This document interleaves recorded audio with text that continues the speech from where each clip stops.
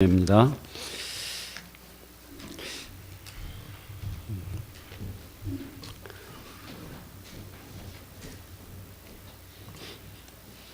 (12월) 첫째 주 이제 하나님 앞에 저희가 이제 대강절로 예배를 드립니다.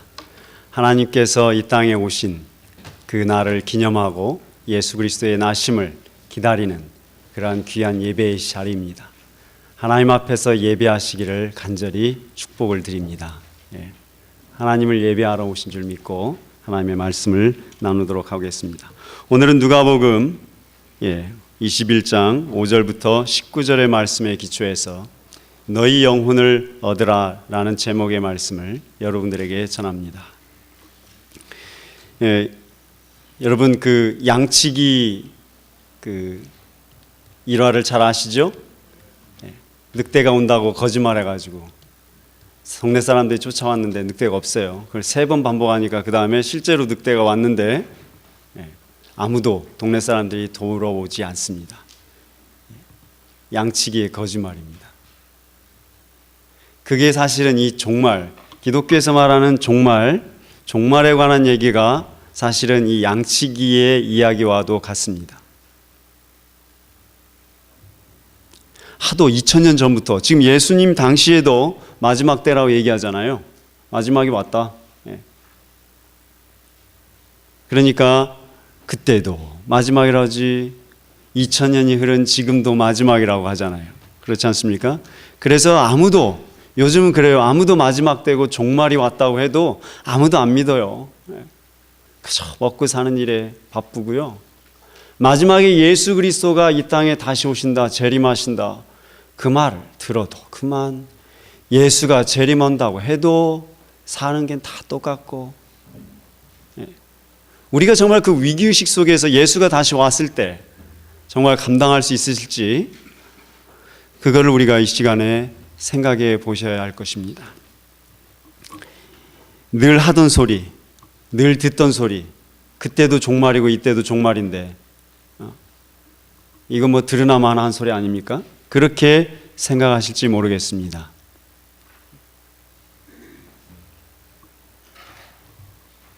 그러나 우리가 오늘 이 시간에 이제 성탄절을 앞두고 이 종말에 관한 생각을 분명히 돌아봐야 할 줄로 압니다. 마지막 때는요, 우리 현실과 아주 밀접하게 관련되어 있습니다. 당장 몇 년 뒤에 어떻게 될지 아세요? 몇 년 뒤에 여기 없을지 몰라요. 내년에 여기 없으실지 몰라요. 세상 일 모르는 거지 않습니까? 그게 우리 삶입니다. 평생 살아갈 것처럼, 몇만 년 살아갈 것처럼 살지만 그렇지 않습니다. 그렇기 때문에 종말의식을 분명히 가지시고 이 땅에서 하나님 무서운 줄 아시고 살아가야 합니다. 예수님 당시에도 그랬죠. 그 화려한 성전, 제자들이 이제 예수님한테 와가지고 그러지 않습니까? 이 성전 보면서, 이 성전 보라고 5절에 보면 그러잖아요. 어떤 사람이 성전 가리켜서 이거 보라고, 정말 화려하고 정말 멋있지 않냐고, 결코 안 무너질 거라고 이렇게 얘기하는 겁니다. 예수님이 언제 태어나셨어요? 우린 착각합니다. 그래서 BC하고 AD니까 기원전, 기원후, 그러니까 예수님이 태어난 게 0년 이렇게 생각하시는데 그게 아니고요. 예수님 기원전 4년에 태어나셨어요. 기원전 4년에 태어나셨는데 기원전 19년부터 헤롯이 유대인의 환심을 사기 위해서 팔레스타인에 부임한 이후로 성전을 지어요. 유대인들 환심 살려고. 그때서부터 예수님이 태어나서 지금 사역할 때까지 계속 짓습니다. 그 헤롯 성전을 메인 그 주요 건물은 18년 동안 짓습니다. 그러니까 예수님이 태어났을 무렵에 다 지어집니다. 그리고 그 주변 공사에서부터 시작해서 외장 공사, 안에 인테리어, 이 공사를 언제까지 합니까? AD 70년까지 진행합니다. 거의 막 100년 가까이 이 헤롯 성전을 지어갑니다. 우리 교회사에서는 헤롯 왕을 이 미치광이라고 얘기합니다. 거의 사이코예요. 이 사람이 조울증이거든요. 이 사람이 심리학적으로는요. 그래서 의심 있죠. 의처증. 그래가지고 자기 형제들 다 죽이고요. 부모까지 죽이고 자기 자식까지 다 죽였던 사람입니다. 그러니 얼마나 정신적으로 정서적으로 문제가 있는 사람이겠습니까? 그래서 고대사에 그 요세푸스의 고대사에 보면요.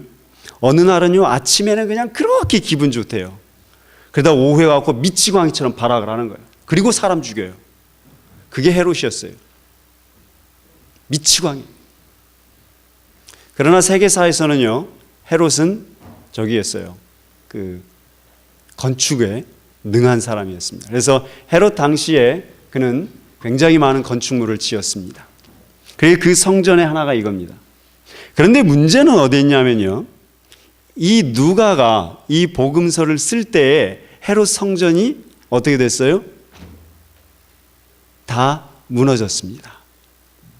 로마 군인이 로마가 진입해 들어왔을 때 어떤 소문이 돌았냐면 그 헤롯 성전 벽돌과 벽돌 사이에 돈이 있다, 금이 들어있다는 거였어요. 그런 소문이 퍼져가지고요. 로마 군인들이 헤롯 성전을 파괴하는데 벽돌 하나도 남지 않고 다 깼어요. 왜? 금 찾으려고. 응? 그게 누가가 기록할 때의 사고예요, 지금. 무슨 말입니까? 예수님이 지금 이렇게 말씀하셨죠? 예수님 당시 제자들에게 뭐라고 말씀하셨어요? 너희가 이 화려한 걸 보냐? 이 엄청난 건물을 보냐? 이게 안 무너질 것 같느냐? 이렇게 돈으로 장식한 이게 안 무너질 것 같으냐? 웃기지 마라. 마지막 때 이 건물이 돌 하나도 남지 않고 다 무너질 것이다. 얘기하고 있습니다. 그게 그대로 이루어졌어요. 헤롯 성전이 돌 하나도 남지 않고 다 무너질 거라고 예상한 사람은 아무도 없었어요. 그런데 그대로 예수님 말씀 그대로 이루어졌습니다. 우리 한번 6절 한번 읽어볼까요? 네. 자, 여러분 성경 읽어보세요. 같이 읽습니다. 너희 보는 이것들이 날이 이르면 돌 하나도 돌 위에 남지 않고 다 무너뜨려지리라. 이때가 언제예요? AD 기원 후 30년경입니다.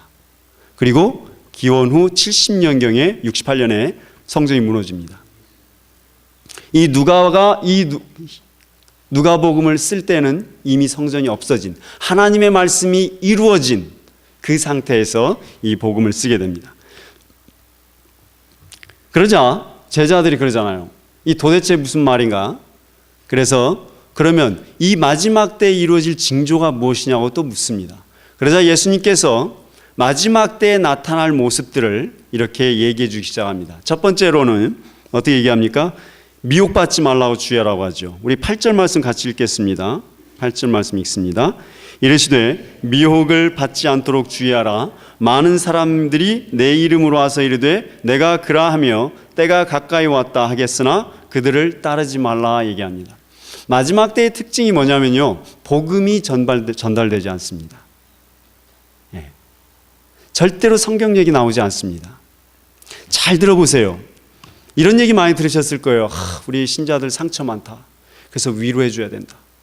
그 말이 그런 걸로 설교하라고 말까지 제가 듣습니다. 근데 잘 한번 생각해 보세요.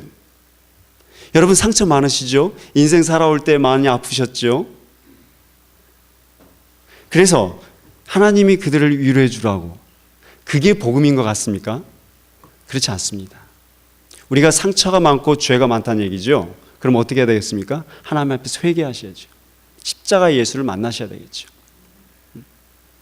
그거를 하나님께서 우리에게 요구하셨습니다.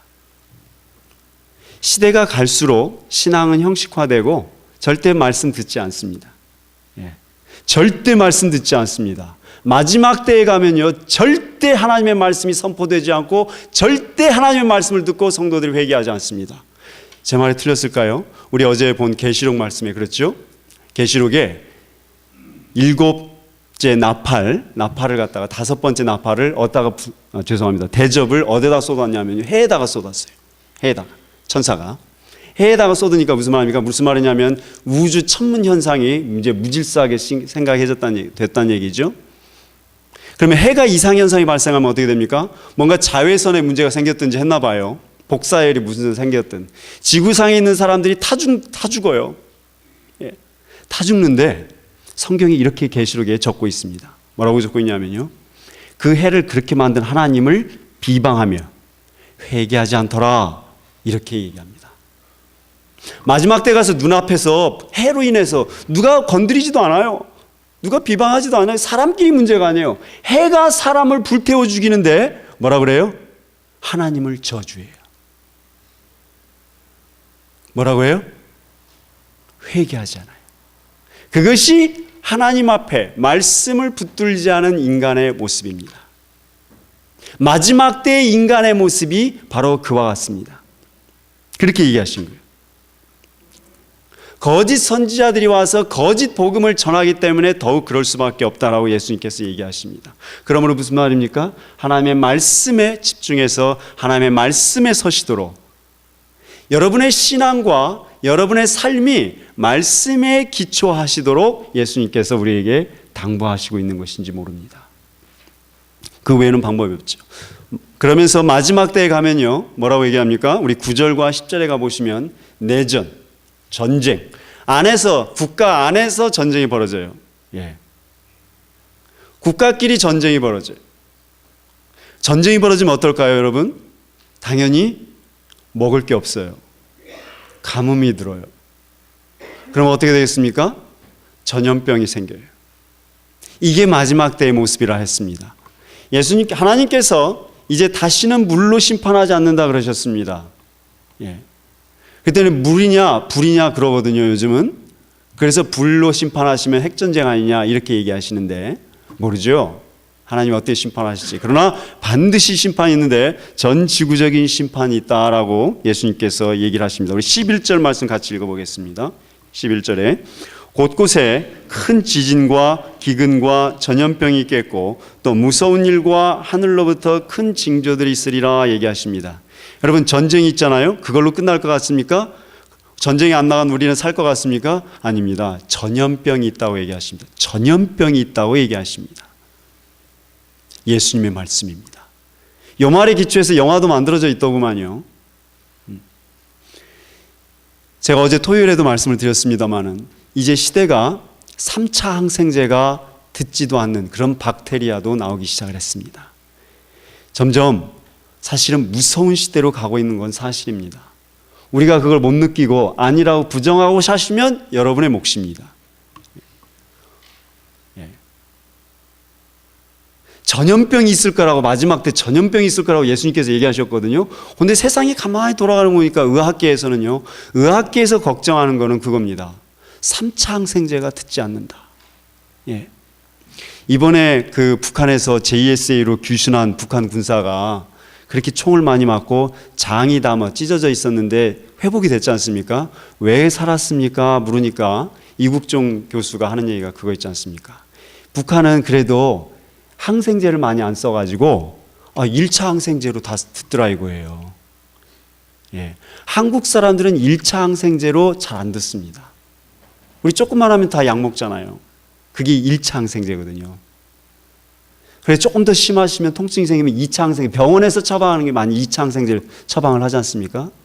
이제 그것도 안 되면 이제 3차로 가지 않습니까? 예. 북한 사람들은요, 1차에서 다 듣는데요.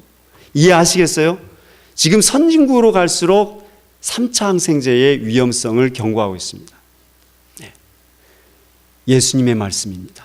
마지막에 전염병이 돈다라는 거죠. 그런데 예수님께서 이렇게 얘기하십니다. 마지막 때에 이게 현상일 것 같은데요. 우리 12절과 13절 말씀 우리 같이 읽어보겠습니다. 12절과 13절 말씀입니다. 이 모든 일 전에 내 이름으로 말미암아 너희에게 손을 대어 박해하며 회당과 옥에 넘겨주며 임금들과 집권자들 앞에 끌어가려니와 이 일이 도리어 너희에게 증거가 되리라 그렇습니다. 원어에서는요, 증거가 되리라, 너희들에게 증거가 되리라 그렇게 표현하지 않고 너희들에게 증거의 기회가 되리라 이렇게 씁니다. 그 말이 더 맞습니다. 마지막 때에 가서는요, 그런 것보다 지진, 전쟁, 가뭄, 내전, 거짓 선지자, 이것 전에 뭐가 있다고요?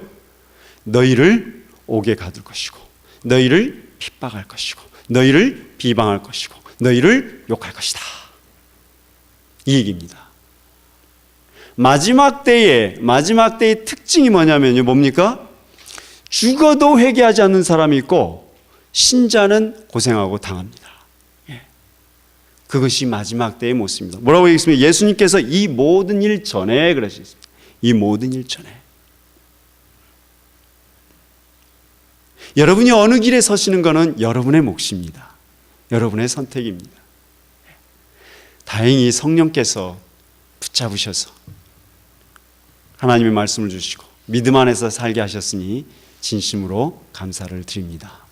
그 믿음을 지키세요. 끝까지 그 믿음을 지켜가셔야 합니다. 걱정하지 말라고 하십니다. 그때 뭐라고 얘기하십니까? 이 모든 일이, 이 마지막 때에 뭐라고 얘기하셨습니까? 벌벌 떨고 걱정하라는 얘기가 아니고요. 마지막 때 뭐라고요? 증거의 기회가 되리라. 무슨 말이냐면 너희가 간증하게 될 것이다 이 소리입니다. 14절부터 보십시오. 그러므로 너희는 변명할 것을 미리 궁고하지 말라.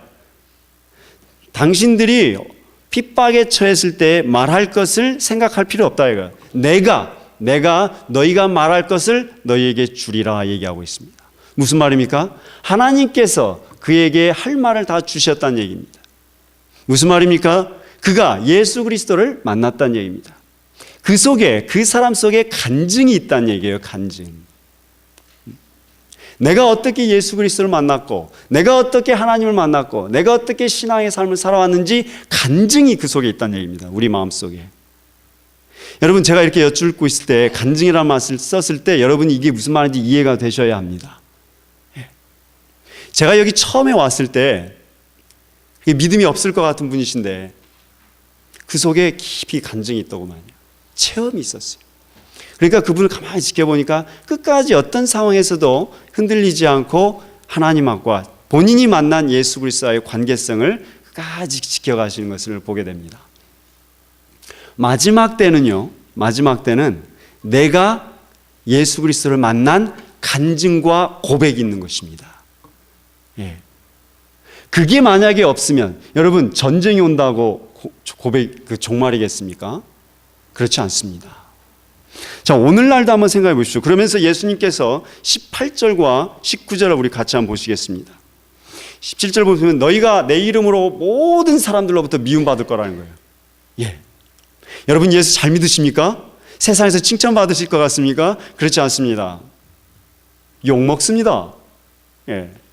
비난받습니다. 그게 당연한 것입니다. 그게 제대로 믿는 것입니다. 물론 욕도 안 먹고 잘 사실 수 있는 거고. 그런데 예수님께서 이렇게 하십니다. 그러나 내가 너희 머리털 하나도 상하게 하지 않겠다 얘기하십니다. 너희의 인내로 너희 영혼을 얻으라 얘기하십니다. 끝까지 참고 네 영혼을 지켜라, 영혼을 구원받아라 이렇게 얘기하십니다.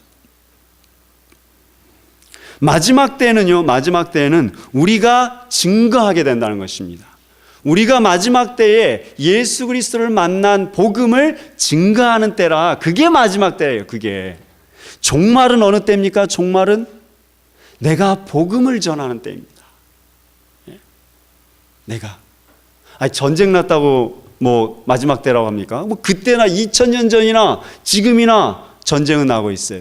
2000년 전에 가뭄이 들었고 오늘도 가뭄이 들어있어요. 그렇지 않으세요?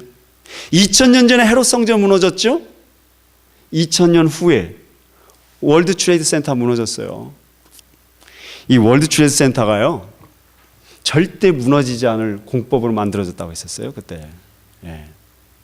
딱 맨 위층에 올라가시면 정말 뷰가 좋습니다. 북쪽을 보시면 맨하탄의 센트럴 파크가 보이면서 맨하탄 전경이 쫙 보이고, 밑을 바라보시면 양쪽으로 다 이 허드슨 강이 쫙 보여가지고 전망이 굉장히 좋은 곳이었고 굉장히 튼튼한 곳이었죠. 제가 월드 트레이드 센터 무너지기 일주일 전에 5일 전에 제 시카고에서 온 조카랑 위로 올라갔습니다. 올라가서 제가 그래서 농담 삼아서 야 이거 비행기가 부딪히면 이거 무너질 거야 이렇게 예언 아닌 예언을 했습니다. 그것도 무너집니다. 어느 누구도 월드 트레이드 센터가 무너지리라고 생각 안 했습니다. 그거 무너진 자리에 지금 다시 건물을 올렸거든요. 프리덤 타워라고. 굉장히 허접해요. 어떻게 보면 그 당시 그 2000년 전에 2000년도에 그 월드 트레이드 센터와는 비교가 안 됩니다. 그 월드 트레이드 센터도 무너졌거든요. 그 헤롯 성전도 무너졌고요. 월드 트레이드 센터도 무너졌습니다. 별반 다를 게 없습니다. 그때나 이때나 종말입니다. 예수님이 십자가를 지신 때부터 예수님이 다시 오실 그날까지가 교회의 시대입니다. 종말의 때입니다. 우리는 지금 이 마지막 종말의 때를 살아가고 있습니다. 여러분, 무엇을 준비하실래요? 우리가 지금 종말을 살아가고 있거든요. 그럼 무엇을 준비하셔야 됩니까? 예? 내가 예수 그리스도를 만난 고백이 있어야 됩니다. 고백. 여러분, 종말은요, 전쟁이 난다고, 기근이 생겼다고, 홍수가 났다고, 쓰나미가 왔다고, 지진이 왔다고, 그거 종말 아닙니다. 내 속에 하나님을 만난 간증이 없기 때문에 그게 마지막입니다. 이제 대강절이라고 합니다.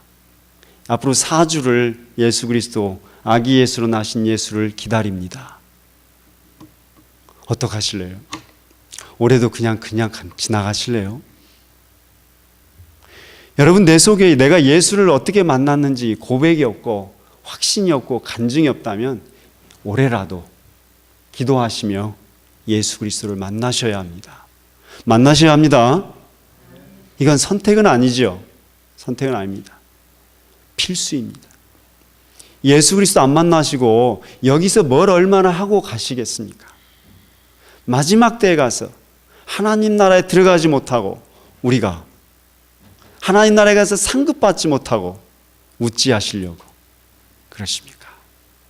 이제 이때 정말 아기 예수가 내 심령에 다시 태어나서 나를 만나주시고 내 구주가 되시고 새로운 영의 세계에 눈을 뜨게 해달라고 그렇게 이 대강절을 지내시기를 축복합니다. 기도하겠습니다. 하나님 아버지, 우리의 영혼을 불쌍히 여겨 주옵소서. 마지막 시대를 살아가면서 아직도 우리가 간증할 제목이 없다면, 우리가 어떻게 예수 그리스도를 만났는지 고백할 것이 없다면 그것이 종말인 줄 압니다. 주님, 이 대강절 때에 우리의 심령에 예수 그리스도가 탄생하기를 기도합니다. 예수 그리스도가 이 땅에 나심을 기다리며 우리의 마음으로 예수 그리스도를 만나고 예수 그리스도의 십자가를 통하여 그를 구주로 고백하는 귀한 만남의 시간이 이루어지게 하옵소서. 예수 그리스도 이름으로 기도합니다.